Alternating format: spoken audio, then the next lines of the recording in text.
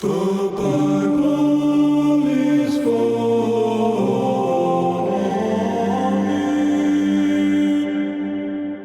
Hello and welcome to the Bible is Funny podcast. Thanks. Oh, with them. Yeah. Hey. No, I was talking to you with that one. Oh, hey. I just was looking off, Thanks. thinking about that summer.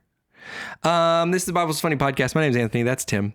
We are back. Today's a big day here on the Bible's Funny podcast. We have a lot of work to do, actually. We really do. We really have a lot to cover. So today, I hope you're sitting down. We are going to finish the book of Exodus today.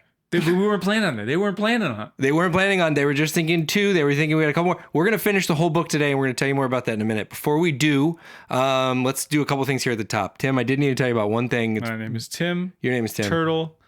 Terrific. Two tigers take turns tasting tapioca. And your name? Anthony. Mm-hmm. And Teeter. Mm-hmm. Awesome. Okay. Okay, here's my thing I wanted to tell you about. I have a new phone problem where Okay, Mom. where I keep telling Facebook it can't use my pictures or my statements. And I just think they are. No, here's my problem. I want to go to Google Maps. Yeah. But I have an app on my phone called Google Drive. Yeah. And sometimes my brain goes, what am I going to do? Drive. So I open Google Drive and then I go, what am I doing here? And then no. Wow. It's called Google Drive, but I actually need maps. I do the drive. Google doesn't do the driving. Yeah, I don't know that I have a fix for you. Well, I think it's just I think a lot of people know what I'm talking about. I think this is a big issue for people. Mm-hmm. Like, most people I talk to are using Waze, but the people that are using Google Maps with me, I think they know exactly what I'm saying. And I think we need to start a petition to change one of the names. Ooh. Might be easier for you to fix your brain, but I see what you're getting at. Or my phone, like where I put them in my phone. But again, I think just because I'm not the only one that feels this way. I've been talking to a lot of people and they all feel the same way I do. It's weird. Yeah. It's like, is it your kids? Coming up naturally. You've been talking to your kids? It's a mirror. It's a mirror. The mirror. Yeah, there's one there. But I think this is a big issue. I think we need to rename, like Google Drive should be like Google Storage Facility. Yeah, that makes sense. Google Storage Unit. Yeah. Yeah. Google? You're move, listening. Google. We know you're listening. Your move, Google, because this is a real problem affecting a lot of people, not just me. That's point number one. Point number two, I want to start off here and just say I'm operating on not a full night of sleep. Yeah. I have my in-laws' dog, and we had an emergency situation last night at 3 a.m. Mm-hmm. The dog is like whimpering, and people who know me know I'm just a sucker. My heart's breaking. Mm-hmm. I am empathetic. I think you're more empathetic to an animal in the than moment. You are to a human. human. A whimpering dog. I mean, that's the saddest sound I think in the whole world. So me and Rachel, we're like, what's going on? What's happening over there? And this is an old dog. And this is a thick girl, and she had gotten into a bed of pillows and things in our closet, and she got upside down. You stuffed her in your closet? That's where she likes to sleep when she stays here. She's back there. She loves it. She got herself upside down on her back. She's a little mini schnauzer, little thick mini schnauzer, and she could not get back. Mini in height, not in width. So if you could picture like a loaf of bread with 4 small legs, she's on her back. And I don't know how long she had tried to get right side up before she started whimpering out loud. She was really panicked. My guess is she gave up right away. Pretty quickly. Didn't ever actually try. You don't think she got a lot of fight in her? No, knowing that dog, no. She said, this feels uncomfortable. I'm not sure. Uh-huh. She really, she was stuck. And we had to wake up at 3 a.m. to flip the dog. Well, and anyone... I'm sure everyone knows what I'm talking about. When you wake up like that, you're like, what? Right. Poor dog. And then you're like, I have to flip her upside down and do that. And then your heart is going because you're like into animal saving mode. Yeah. So I'm not on 100% as I come into this podcast. But the dog's fine. The dog is thriving. And your in-laws are on vacation for They're in vacation. All right. So my question is, what's the best timing for if something were to happen to the dog? Yeah. Time wise, is it better to have the dog, let's say, perish, unalive itself at the beginning? I don't know. It's not. I'm not doing it. I just want to make sure it's a natural cause thing. Yeah. I hear what you're saying. Yeah. Sure. It's not self-inflicted. It might be, not on purpose, but it's more than likely the dog's going to like fall in the pool and croak or get eaten by, it's going to wander close to the pond and then the gators get it. Right. That's unaliving itself by stupidity. Right. So what I'm saying is, what is the best time in the trip for that to occur? Yeah. Like right at the beginning, we just left, our dog died. Now we have a week to process it while we're on vacation. Or is there a fear that they're very good question? Are they going to turn around, cancel just as soon as they land, book it home so they can cremate this? Well, let me ask you this: are you the person?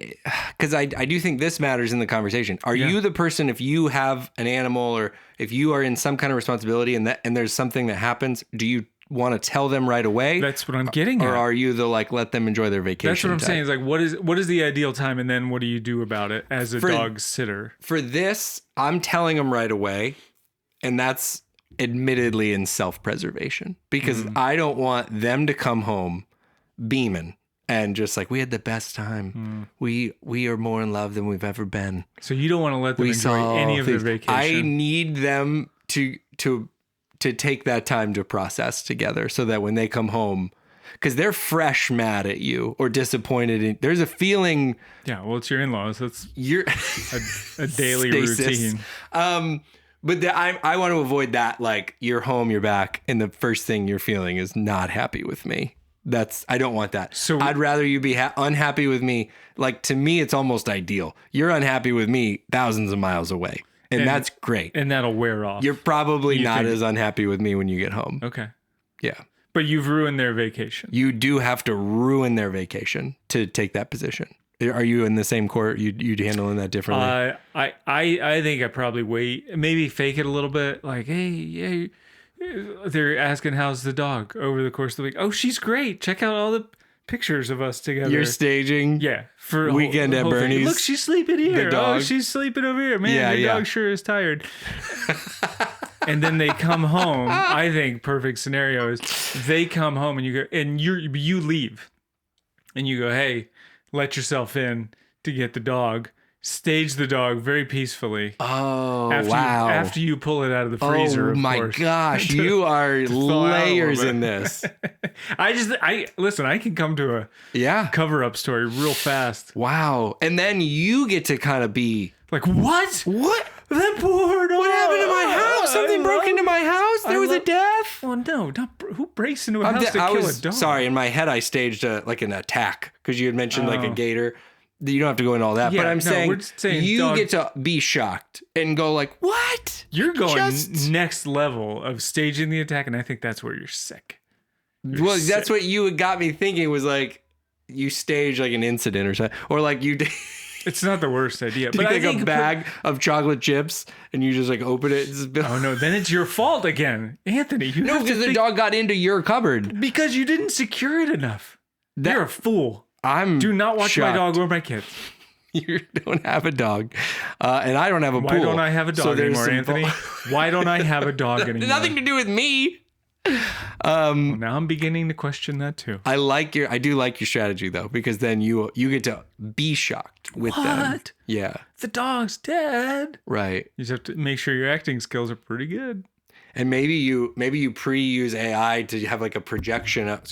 Have a projection up on the wall of the dog, like saying, I had such a good life. I want to thank you for all the good times we had. And then you're like also softening the blow a little bit. Wait, this is while you're out of the house? I'm out of the house, right. And this all feels like it's happening in real time. And they're like, we had a vision. We walked in your house. The dog was passed and we heard a message from them. And then you're like, everyone's like, oh my gosh, it's kind of beautiful. Jesus. Death is part of life. Am I right? And like everybody's vibing. They're so thankful for the time they got with the dog. Wow. Still on vacation high. This is good. Y'all, if you need help staging any sort of accident, just let us know. That's a good side hustle. Sure, actually. we do. We'll make it make sense. We do improv comedy consulting. Yeah. We do corporate training. Yeah. Right. We also handle some of the problems. Okay. That felt like it took a turn based on my nationality. It's not your nationality. What is it? Don't act like I don't have to do the work for you. You're Italian by heritage. You're only culturally Italian because you like pizza and you don't stop eating pasta. Can't stop, won't stop. You don't even curse like an Italian. Guys, let's move on. It's time to do Bible stuff. So here's what we're going to do today. We're going to go in on we're going to cover an extended amount. Do you want to talk some up top about the flow? Let's just dive in. As you know, we're going to talk about this. Okay. We're not experts, blah, blah, blah. Cheat day devos, blah, cheat day blah, devos. Blah. Here's the thing. We're not experts. This is a little bit more of an extreme cheat day devo we're going to give you today. Right. Because here's what happens at the end of Exodus. If you've been following along, and they have. Some stuff has happened. And they have. And then we get into a lot of like details about construction and about building a tabernacle and about building stuff in a tabernacle. How much gold should go in here and what? It's all the IKEA instruction stuff, like the assembly pictures. Instructions. Right. Yeah, without pictures. Right. And so there's a lot of that in the second half of Exodus. Right. And there's even more of that concentrated at the very end, the last couple of chapters. So we've done this work. We feel like as your ordained pastor from the internet, because it's a real thing. It works in a couple ways, actually, in that sense. So I'm giving you permission to take this like extreme cheat day off. This part doesn't matter as much. We're going over the same stuff that we've already covered. Materials used, instructions, is what it who is. built the thing. Yeah, it's all it is in the last couple of chapters. For our purpose, we wanted to go through the Bible. We want to go through the whole thing. That's right. And that's a lofty goal. It's a wonderful goal. I think it's admirable. Oh yeah, for One sure. of the more amazing goals I've ever heard of. But for the sake of entertainment, we're not going to do this to you. We did the work. We actually read it all. We did read it. But you don't have to. We're not going to have you follow along with us for those parts. We're going to breeze through some of that stuff. Again, we've already covered it. We already basically did this. And I think that's important to note. And you're welcome. You're very welcome, because this is a cheat day devo, and you're actually going to get kind of like 2 weeks, maybe 3 weeks worth of cheat day devos. Yeah. Oh yeah. So yeah, think about that. That's true. That's very true. Yeah. So I think that's all really well said, Tim. I think you'll get the feel of this as we go. Some parts we're gonna do more of our typical thing, but we are going to take the time together. The way I think of it is like, if you ever played Mario Kart, I don't know you have. In every track, there's a way to sort of boost your way, so you don't have to do like this whole corner. Are you missing anything in that corner? You're not. You know. Especially if you did that lap 4 or 5 We've already times. done the lap. We know it. Okay. If we hadn't done this in detail, I would feel like no. And even now, there's part of me that says no. Read every single measurement of the omers. Go for it. And I think maybe you in your free time can do that. But for the sake of our podcast, in getting through the rest of Exodus, we will be fast forwarding a little bit today. So buckle up, get your highlighters ready. Well, for like a separate activity, not for the stuff we're going to say, because again, we're not experts and we don't really know what we're talking about. Yeah. So we can't stress that enough, and I don't want to breeze by that. Welcome to Cheat Day Devos Extreme Edition, where we do 5 chapters. Let's get into it. Exodus 35. Moses assembled the whole Israelite community and said to them, "These are the things the Lord has commanded you to do.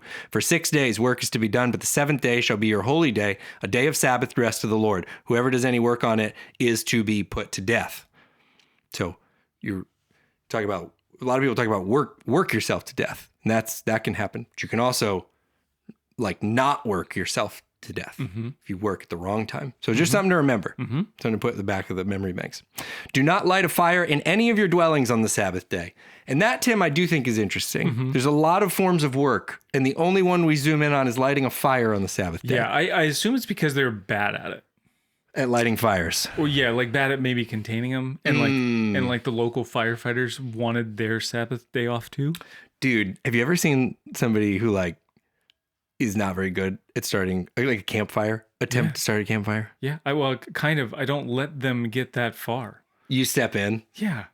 I'm not a step inner. and we know this because I feel like it's like I want to let them live their journey. But like you should watch a YouTube video on how to do it, because there is a little bit of a trick to it that someone had to show me.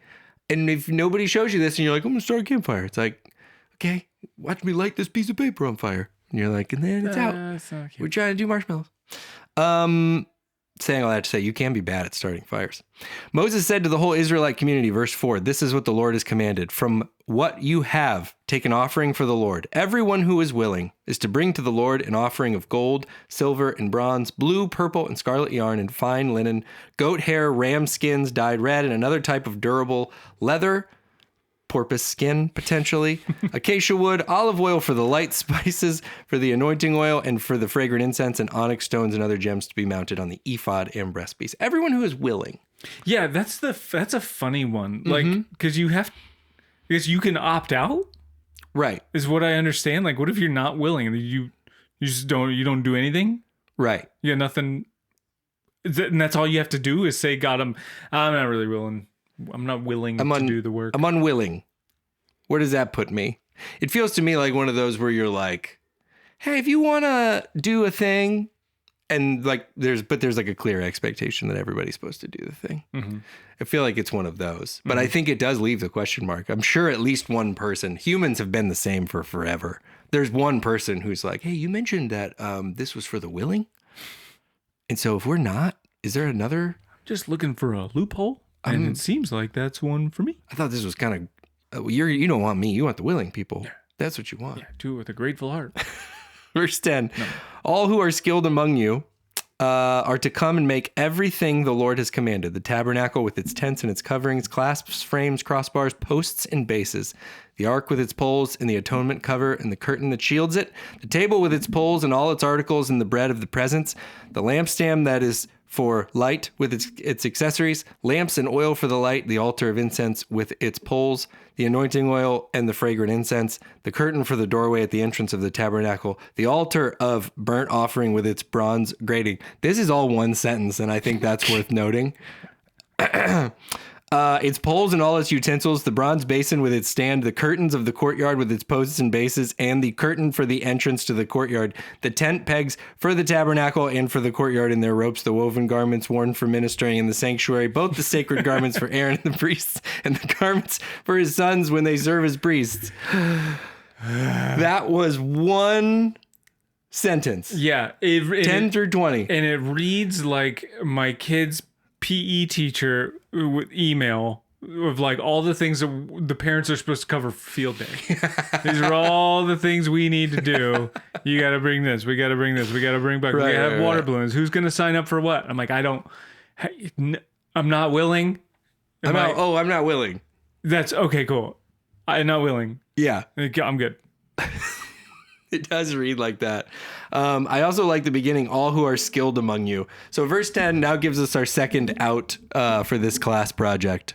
I'm not willing. Oh, it kind of doesn't matter. Everybody has to do it. Oh, we also said you had to be skilled. I am unskilled and unwilling. Yeah, no. Where does that put me? That's another good t-shirt idea. Unskilled and unwilling. And just rep that and see what things you get out of, you know? Maybe it's a lot. Sorry, I gotta take my microphone here. Verse 20. Hold on, I got a microphone issue. Just disregard. You guys could just... Everybody just stay where you are for a minute. Matter at hand. This mic is... I'm going to read while you try to fix your mic. Then the whole Israelite community withdrew from Moses' presence, and everyone who was willing and whose heart moved them came and brought an offering to the Lord for the work on the tent of meeting. For all its services. Everybody who was guilted into helping. 100%. It feels like you have these like giving moments in churches where they're like, we just want whatever God's laying on your heart. And you just are like, oh, nothing. So I think God said take the rest of the week off for giving. Take another look inside of that heart. Sometimes God lays it on a part of your heart you didn't look. Like if sometimes you get an Amazon package and you look in your front, but it's not there and it's laid somewhere else. Next to the garage. Check that part of your heart too. No, God didn't communicate with me anywhere that I needed to give today. Mostly of my time. So maybe take a look. maybe we're looking at parts of our heart we haven't looked at in a long time, and we need to dig into those parts. Fine. Everyone who was willing, all who were willing, men and women alike, came and brought gold jewelry of all kinds, brooches, earrings, rings, and ornaments. They all presented their gold as a wave offering to the Lord. Wave offering is my favorite kind of offering. Hey, Lord. Buster Bluth. Everyone who had blue, purple, or scarlet yarn, or fine linen, or goat hair, ram skins dyed red, or the other durable leather, porpoise skin brought them. Those presenting an offering of silver or bronze brought it as an offering to the Lord, and everyone who had acacia wood for any part of the work brought it. Like acacia. They had the acacia wood. In case you need it. I made that note too. Like, do they just have like slabs of wood sitting around? I actually do that with my neighbor down the road, Aaron. He's been on the podcast before. He's a firefighter. You need a piece of wood, and we'll present. I got these 2 random pieces of wood. Do either of these work? No. Never mind. That's all I got. Right, but these people in their tents are storing pieces of wood in the middle of my gosh, desert. Can you imagine? You're living in like a portable tent, and again, human beings are the same. So the dude living in that tent is like, I don't know if I'm gonna need it one day. I might need it. And his wife is like, honey, there's not a lot of room in here. We just had a baby. You have to clean out the tent garage. And Moses gets up. We need those screws. It is everybody who's got a acacia wood break. And he just looks over. And she goes, I'm unwilling. I want to keep it. Every skilled woman spun with her hands and brought what she had spun, blue, purple, or scarlet yarn or fine linen, and all the women who were willing and had the skill spun the goat hair. Just what a great they time. specified there, willing, who were willing and had the skill. Right. What a great time to be alive. To be a slacker who is alive. Yeah. To go, I'm not willing or skilled. I never tried to get better at anything. And I'm unwilling to help right now or do anything else. And everybody's like, okay. Happy Sabbath. I'm unwilling and unskilled. You have like a year of Sabbath. You don't have to do anything then. That's fine. What do you want to do? You want to read a book? No? You're too lazy to read a book too? That's I'm fine. having a little bit of a moment though as we talk about this. Like I think I'm going to save that for my things I learned actually, because I'm really thinking through some stuff. Verse 27, the leaders brought onyx stones and other gems to be mounted on the ephod and breastpiece. They also brought spices and olive oil for the light and for the anointing oil and for the fragrant incense. This is a good one. This speaking of stuff you're hanging on to, you don't need anymore. And this is like happens in our house sometimes. Rachel's incredible cook. She'll find a recipe like an Asian dish, especially. There's about 4 things we got to buy like that we don't have. Right. And then we just have them. And they expired 18 months ago. If you go to my fridge right now, we bought them, for that one dish. For the one dish, the one time. And they're still in there. And if I'm bringing my spices, if acacia wood, guys, that's what I'm bringing probably for spices. I'm like, oh yeah, I have spices. These help. You need these? All the Israelite men and women who were willing brought to the Lord free will offerings for all the work the Lord, through Moses, had commanded them to do. Then Moses said to the Israelites, see, the Lord has chosen Bezalel, son of Uri, the son of Hur, of the tribe of Judah, and he has filled him with the Spirit of God, with wisdom, with understanding, with knowledge, and with all kinds of skill, to make artistic designs for work in gold, silver, and bronze, to cut and set stones, to work in wood, and to engage in all kinds of artistic crafts. And he has given both him and Oholiab, son of Ahisamach, of the tribe of Dan, the ability to teach others. That's great. He has filled them with skill to do all kinds of work as engravers, designers, embroiders in blue, purple, and scarlet yarn, fine linen, and weavers, all of them skilled workers and designers. He gave them the skill. So I think it is funny to have skills to be named, to have the skill to teach people things. Mm-hmm. Yeah. And not, these people are so dumb they can't learn. Because that's what I blame it on. You blame it on that. When I can't teach people something, it's because it's not they're dumb. Your lack of skill for teaching. Oh, yeah. No. It's their lack of skill for doing. Oh, yeah. Yeah. 100%. I think this text has probably been used at least one time for someone in some degree of ministry to try to talk somebody who has like a marketable skill into working for very little. You know what I mean?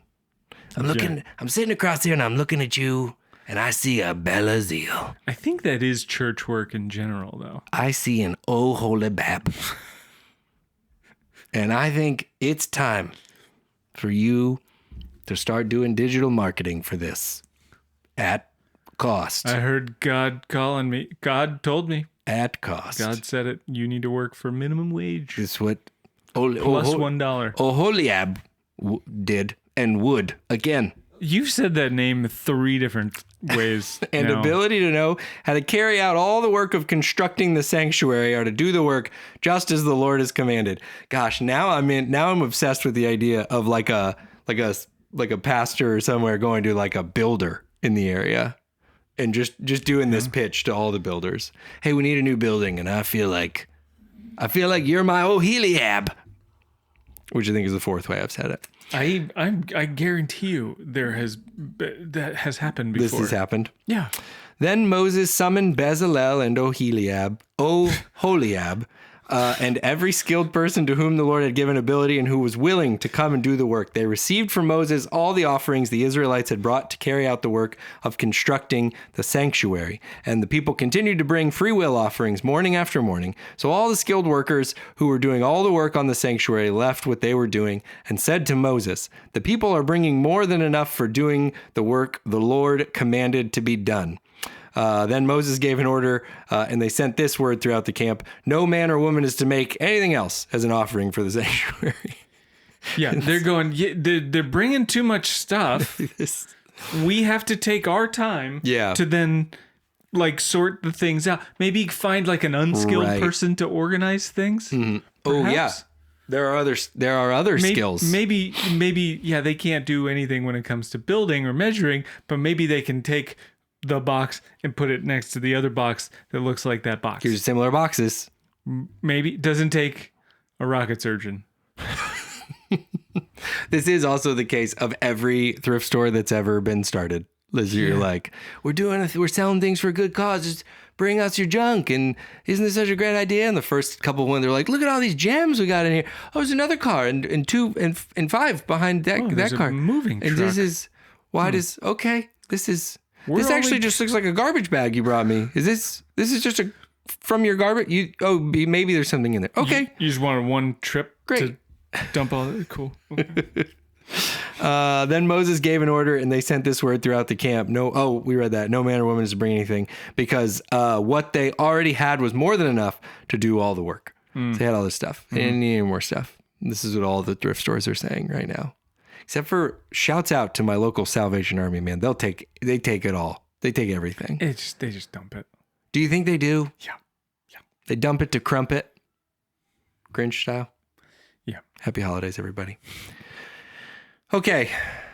Let's do a little bit more in 36, I think. All those who were skilled among the workers made the tabernacle with 10 curtains of finely twisted linen and blue, purple, and scarlet yarn, with cherubim woven into them by expert hands. Yeah, I think this is another case where clearly the victors are telling history. Like nobody describes somebody else as having expert hands. Mm-hmm.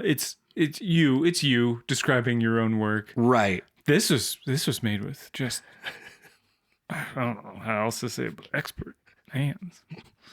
I also have to say something funny when you're using words like that at this time. The world was not super connected. So this is a bit like when you go to a small school and you're like, we got a stud athlete here, and they're like 5'11", and they're probably kind of an athlete. That's probably true. But then you're like, you can't beat him. Imagine this. Yeah. He is the best player at every sport. What kind of a super athlete would you have to be the best player at every sport? Sure, there were 14 kids in his graduating class. And then you go play school from across town. And you're like, okay. They are skilled.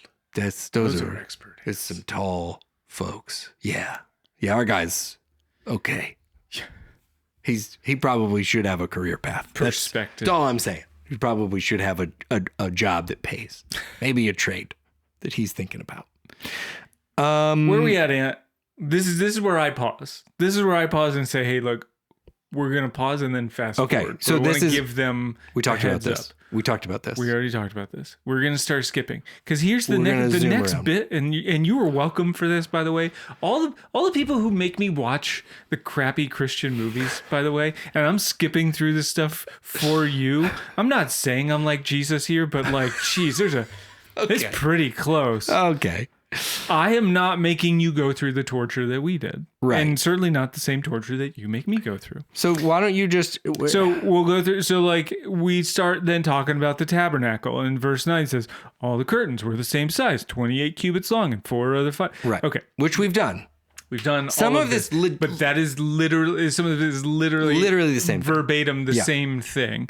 And some of it, but it's all kind of talking in the same way that we've talked about stuff for the last couple of chapters. So I just want to give you an idea. That's what you're missing out on. If you want to go back and read it, fine, go ahead. Yeah. We're not going to go through every verse right now. So just chill. Is there anything we need to cover here? Scooting through, we talk about the tabernacle here. Yeah. Exodus 37 starts giving like specific details into specific items. Mm-hmm. So we're talking about the ark. Bezalel made the ark out of acacia wood, 2.5 cubits long, a cubit. Okay. He would. The table, they made the cable out of acacia wood. Who knew? The lampstand, they made the lampstand of pure gold, hammered out in flour like cups and buds. And very cool. The altar of incense, the altar of burnt offering, the basin for washing, right? Which is basically like a bird bath. They have it's not, but holy birds. But that's what it looks like in the renderings that I've looked at. They have instructions for the courtyard. It's not even instructions at this point. It's like this is what they did. We read the instructions before, and then we're recapping it by basically reading in past tense what they did. Right.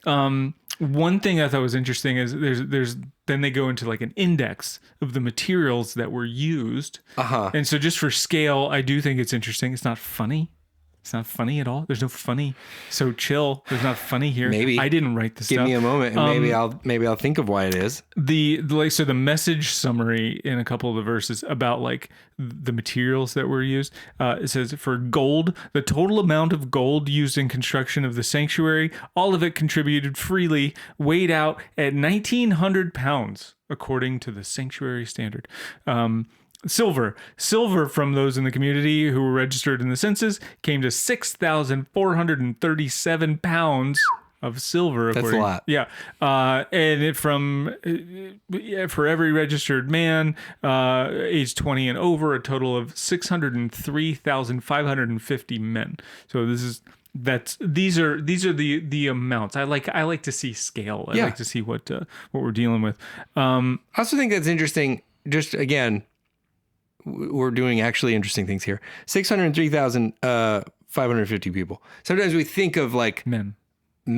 You're right. It's good to me and helpful to me to remember the scale of the people of Israel during different parts of the story. Right. So, exactly. That's actually, I do think that's helpful. Yeah. And then finally bronze, another one I thought was interesting. They said the bronze that was brought in weighed 4,522 pounds. So we've got 1,900 pounds of gold, 6,400 pounds of silver, and 4,500 pounds of bronze. Like this is a lot. 2,000 pounds is a ton, isn't it? That's what they say. I mean, that's a lot. Mm-hmm. That's a ton. That's what I said. I mean, I'm telling you, it's a ton of precious metals. Yeah, it's a lot. So just for scale, that's what we know what was in here. It's a lot of stuff. Some of the things that I've seen, like renderings I've seen, looks like it's just like cloth and tents and stuff, which it was, but sounds like they didn't say how much wood was in there. It's a lot of wood. The weight of the wood. I think it was roughly acacia of wood. Chapter 39. So can I keep going? Because we're breezing through it. You can get through there. I was gonna tell you something. You're gonna try to say something I wasn't. I was gonna throw a quick thing in. I do think this is legit. If you've never looked at, we keep referencing it. If you've never looked at a rendering of this, it is kind of cool. Again, I'm not bent this way for like to be one that gets like lost in details. But a lot of people have done cool stuff to like say this is if you did this and you were to bring it to life, it looks like this. And I think that is kind of cool. Yeah, whether it's like 100% accurate, I don't know. Yeah, it's all creative liberties being taken for sure. But there's so many, you can get so lost in these chapters. I'm not trying to get you to learn anything, trust me. But you can get so lost in these chapters and going like one thing after another, and 2 cubits and 7 cubits and 18 feet and 14 curtains. Somebody went through and said, well, I'm going to recreate this. And good for them. Yeah, it's cool. Awesome. I'm not going to do it. I get bored. Sorry. But it is really cool to see someone's renderings and go, oh yeah, there it is. There's the wash basin. There's the whatever, the altar with the blood splattered on it. That's cool. Yeah. Exodus 39 they get into the priestly garments. So the ephod, the breastpiece, and then other priestly garments. So it's all the details about them. They made a robe of an ephod entirely of blue cloth, the work of a weaver, with an opening in the center of the robe that would be like the open. Like if it sounds familiar, it's because we did. Because we already covered it, and it's coming up again. And then the end, sort of getting towards the end of chapter 39, Moses inspects the tabernacle, and basically we go through. Moses checked out so he did all the work, and it was all completed. And then Moses went and looked at it, and he looked at the ephod, and he looked at the posts, and he did so. A third time to recap. These are all the things we did, and then at the end. Verse 42, the Israelites had done all the work just as the Lord had commanded Moses, which I think they could have maybe just said instead of chapters 37, 38. But I didn't write. I don't know. I didn't write it. Somebody said this should be in the Bible. And then Moses inspected the work and saw that they had done it just as the Lord had commanded. So Moses blessed them. Moses signed off on the project and said, you all are done. Let's do our postmortem and whatever. Right. As a good project manager would. Yeah, sure. And I think all of them in their task management software they were using got that little celebration when you get to mark it complete. So that was all the way through chapter 39. Tabernacle and now we're build. on to 40. Yeah, let's jump into 40. This is the last chapter, and we're going to do it together, setting up the tabernacle. Then the Lord said to Moses, set up the tabernacle, the tent of meeting, on the first day of the first month. Happy New Year. New year, new tent of meeting. Place the Ark of the Covenant law in it and shield the Ark with the curtain. Bring in the table and set out what belongs on it. Then bring in the lampstand and set up its lamps. Place the gold altar of incense in front of the Ark of the Covenant law and put the curtain at the entrance to the tabernacle. Place the altar of burnt offering in front of the entrance to the tabernacle, the tent of meeting. Place the basin between the tent of meeting and the altar and put water in it. Set up the courtyard around it and put the curtain at the entrance to the courtyard. This is not a bird bath. No. Just want to repeat one more time. This is not for the birds to fly into and flap their cute little wings. Right. It had to be an issue. It had to be a recurring issue because it certainly reads and presents as a really functional bird bath. Even you look at the renderings and you're like, who put a bird bath out front? And it's for washing. The birds probably don't know what that's for. Well, I mean, and frankly, they're kind of using it for the right reasons. For bathing. Unless they're in there for just grins. Yeah. That would be a really sacrilege bird. You know what birds get into. They're just like splashing around. This is not for jokes. Do you go into a hot tub with the ladies? Just with the intention of, oh, my muscles are sore. No, you don't. These birds go to bathe. I completely missed. We all know why. The window where the hot tub would be that. Because for me, I feel very hot very quickly.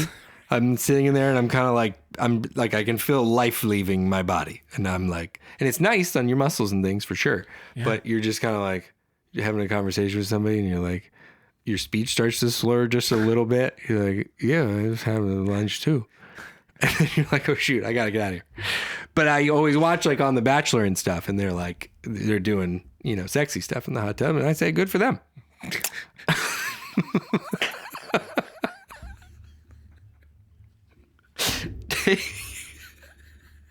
So many things wrong with that sentence.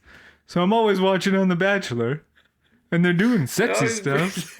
And I'm like, yeah. But I'm like, as hot as I am right now, could you imagine another person invading this? Like, I'll pass out. I'll straight up pass out. Like, Man. unless, and maybe this is what they're doing is they're setting that hot tub a little lower than the hot tubs I've been in. Because I'm telling you, if you were like, get in that hot tub a couple minutes and then how much do you want your face to be up on someone else's face? I'm like, none at all. Excuse me. Take the anointing oil and anoint the tabernacle and everything in it. Consecrate it and all of its furnishings, and it will be holy. Then anoint the altar of burnt offering and all the utensils. Consecrate the altar, and it will be most holy. Anoint the basin and its stand, and consecrate them. Bring Aaron and his sons to the entrance to the tent of meeting, and wash them with water. Then, is that Moses that has to wash them with water? That's, I feel like Aaron has to just kind of be hit with water. It's a bummer. They're both grown. Then dress Aaron in the sacred garments, anoint him and consecrate him so he may serve as priest. Bring his sons and dress them in tunics. Anoint them just as you anointed their father, so they may serve me as priests. Their anointing will be to a priesthood that will continue throughout their generations. Moses did everything just as the Lord commanded him. I think that's yet another case for Moses being the writer here. And then Moses did everything God asked him to do. Did all right. Moses did a pretty good job, I'd say. I think God would, if there was a survey monkey that was sent out, I think God would have said to meet the expectations, maybe even a little bit higher. I'm just saying. Yeah. I'm just saying. I'm wondering if in that one he's not a little bit referencing above when the people did stuff and got blessed by somebody, and Moses is like, Moses did everything just as the Lord commanded him. Who came around and told him good job? He was getting blessed, huh? Who came around and gave him a little pat on the back? So the tabernacle was set up on the first day of the first month in the second year. Then when Moses set up, that's a bold statement. It was the second year. It was a year later. There's a lot. Because the first day of the first month of the first year. That's got to be confusing to me because I feel like if you're 7 years old at this time, you're like, it's the second year? How am I 7? When Moses put up the tabernacle, he put the bases in place, erected the frames, inserted the crossbars, and set up the posts. This is just classic tent stuff right here. Yeah. Then he spread the tent over the tabernacle and put the covering over the tent as the Lord commanded him. He took the tablets of the covenant law and placed them in the ark, attached the poles to the ark, and put the atonement cover over it. Then he brought the ark into the tabernacle and hung the shielding curtain and shielded the ark of the covenant law as the Lord had commanded him. Probably could have just skipped and said, Moses assembled it the way that it was supposed to be assembled. Yeah. I'm almost at this point hearing it out loud this many times, wondering if he maybe disagreed stylistically on some choices and was trying to kind of absolve. That's what I'm starting to read with this many times. I did what was asked. As the Lord commanded. I didn't pick him. I'm not the architect. I'm the designer. The architect and the client decided to go a different route. But I designed what I was asked to design. I put it together. It's not me. This isn't coming from me. I wouldn't have dyed the goat skins red. They didn't do that for me. I'm just doing my job. I'm doing what I was told.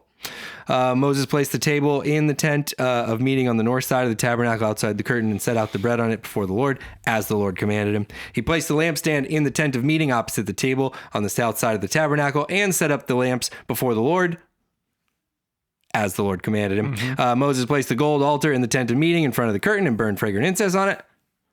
As the Lord commanded him. Then he put the curtain on the entrance of the tabernacle. He set the altar of burnt offering near the entrance of the tabernacle, the tent of meeting, and offered on it burnt offerings and grain offerings. As the Lord commanded him. He placed the basin between the tent of meeting and the altar and put water in it for washing. And Moses and Aaron and his sons used it to wash their hands and feet. Still, that's one thing I need the rendering of. Because the feet to the basin, I don't know. Moses and Aaron used it to wash it. They washed like a little mini basin bowl. Right. You scoop up here and then wash your feet off. Floridians know when you get off the beach, you have the top one and then you have the bottom one. You couldn't. It just would be tough. That's all I'm saying. They washed whenever they entered the tent of meeting or approached the altar as the Lord commanded Moses. Then Moses set up the courtyard around the tabernacle and altar and put up the curtain at the entrance of the courtyard. And so Moses finished the work. This part reads very much, we talked about like the relationship dynamic between God and Moses and how like God and Moses seem like the mom and dad that are like taking the kids through the desert and we're like, we don't want to deal with you. If you knew like I'm gonna kill you, kid, don't make me pull this camel over. this feeds into that narrative to me a little bit. Like it sounds like when my wife goes out of town and I'm like, and by the way, I did this and I did this and I did this just as the Lord commanded me. Right. And then I made sure that the kids had their food and they went to school and they got cleaned. And I did the laundry just as the Lord yourself commanded. And dinner was ready. And I like go through these. Look, I did the things. And I'm no notes on that commentary. It's exactly right. Yeah, you're going through saying this is what we've been doing. This is what's been happening. Always give an update.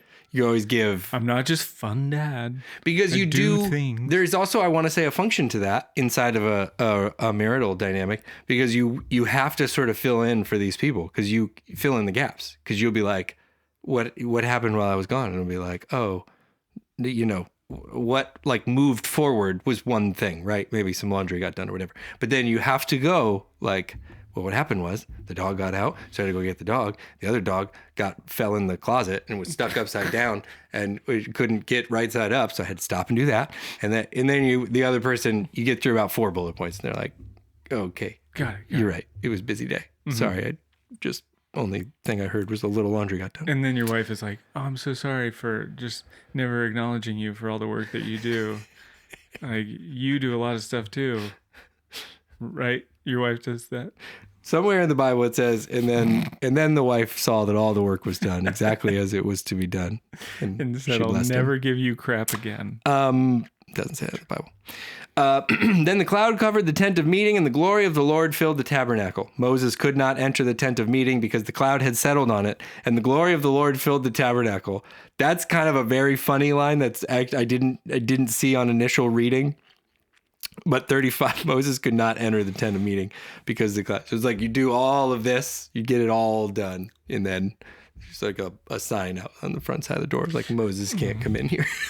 But I'm Moses. I just all the time on the water basin. I just got something on my hands. Can I just come in real quick? No, I am a project manager. Dude, come in. Let me in. In all the travels of the Israelites, whenever the cloud lifted from above the tabernacle, they would set out. But if the cloud did not lift, they did not set out until the day it lifted. So the cloud of the Lord was over the tabernacle by day, and fire was in the cloud by night, in the sight of all the Israelites during all their travels. Exodus, everybody.